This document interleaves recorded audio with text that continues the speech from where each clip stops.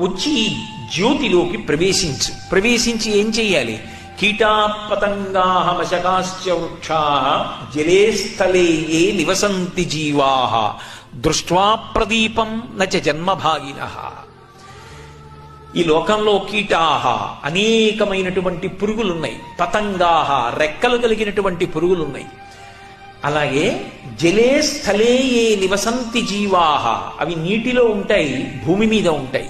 అంతేకాదు వృక్షముల వంటి ఉన్నాయి, అవి కదలలేవు. తెల్లవారి లేస్తే మనకి ఆకుకూరలు ఇస్తున్నాయి, పువ్వులు ఇస్తున్నాయి. కిరణజన్య సంయోగ క్రియ ద్వారా సూర్య భగవానుడి నుంచి పొందినటువంటి శక్తితో పత్రహరితాన్ని తయారు చేసుకుని ఆకులలో ఆకుపచ్చతనాన్ని నింపుకుని దాని ద్వారా మనకి ఆహారాన్ని సమకూరుస్తున్నాయి. అయినా ఆ చెట్లకి తమకి తాము ఉపకారం చేసుకోగలిగినటువంటి శక్తి లేదు. అటువంటి చెట్లు అనుగ్రహింపబడుగా.